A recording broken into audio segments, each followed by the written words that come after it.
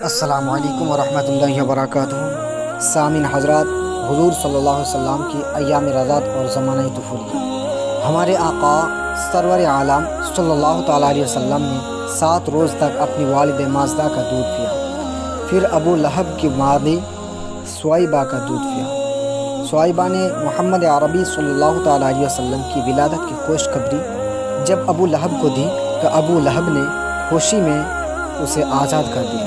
حضرت عباس رضی اللہ تعالیٰ عنہ فرماتے ہیں کہ میں نے ابو لہب کو اس کی موت کے بعد خواب میں دیکھا اور خیریت پوچھی تو اس نے کہا سخت عذاب میں مبتلا ہوں، مگر 2 شنبہ کی شب عذاب میں تخفیف ہوتی ہے۔ وہ اس لیے میں نے اپنی باندی سویبہ کو محمد بن عبداللہ کی ولادت کی خوشخبری سنانے کے صلے میں انگشتۂ شہادت و وسطیٰ کے اشارے سے آزاد کیا تھا، تو اس کا ثمرہ مجھے یہ ملا کہ ان دونوں انگلیوں کے درمیان سے کچھ پانی چومنے کو مل جاتا ہے، جس سے میں راحت محسوس کرتا ہوں۔ محدثین کرام نے اس روایت کو نقل کرنے کے بعد لکھا ہے کہ جب رسول اکرم صلی اللہ تعالیٰ علیہ وسلم کی ولادت کی خوشی کے اظہار پر ایک ایسے کافر کے عذاب میں تخفیف ہو سکتی ہے جس کی قرآن مجید نے صراحت کے ساتھ مذمت فرمائی،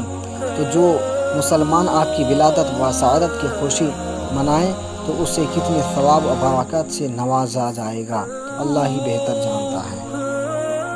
سامعین حضرات، محمد عربی صلی اللہ علیہ وسلم حلیمہ کی گود میں۔ سویبہ کے بعد آپ کو حلیمہ سعدیہ نے دودھ پلایا۔ عرب کا دستور تھا کہ رئیس گھرانے کے لوگ اپنے بچوں کو دائیوں کے حوالے کر دیتے، وہ اپنے گھر لے جاتے اور انہیں دودھ پلاتے۔ ایام رضاعت ختم ہونے کے بعد وہ انہیں ان کے والدین کے پاس پہنچا دیتے اور بچوں کے والدین انہیں انعام و اکرام سے نوازتے۔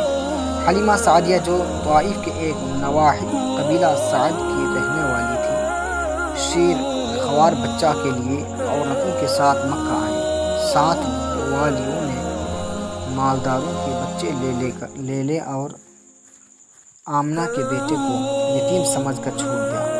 حلیمہ سعدیہ کی قسمت بیدار تھی، یہ سعادت ان کے حصے میں آئی جب وہ ہمارے آقا صلی اللہ تعالیٰ علیہ وسلم کو گود میں لے کر چلی، تو اسی وقت سے برکتوں کا ظہور بھی شروع ہو گیا۔ حلیمہ کی گھوڑی لاغری اور کمزوری کی وجہ سے چل نہیں سکتی تھی۔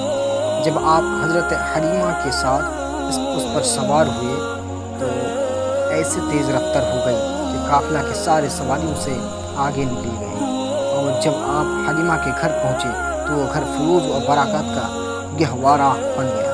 حلیمہ کی بکریاں خوب تازہ اور فروا ہو گئی۔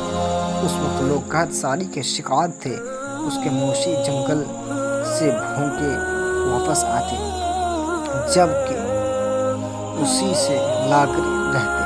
وہ اپنے چرواہوں سے کہتے تم بھی اپنی بکریاں وہی چراؤ جہاں حلیمہ کی بکریاں چرتی ہیں، دیکھو وہ کیسی شکل سیر ہو کر آتی ہے اور کتنی تازہ و فروا ہے۔ ہمارے آقا صلی اللہ تعالیٰ علیہ وسلم داہنی پستن سے دودھ پیتے اور بائیں اپنے رضاعی بھائی یعنی حلیمہ کے بیٹے کے لیے چھوڑ دیتے، گویا کہ بچپن ہی سے عدالت آپ کی فطرت میں موجود تھی۔ یہ میرے گرو آقا صلی اللہ تعالیٰ علیہ وسلم کی زندگی ایام رضاعت اور طفولیت کا زمانہ تھا۔ حضرات، اسی طرح حضور صلی اللہ تعالیٰ علیہ وسلم کی سیرت و صورت کو سنہری آواز میں سننے کے لیے اس چینل کو سبسکرائب کر لیجیے۔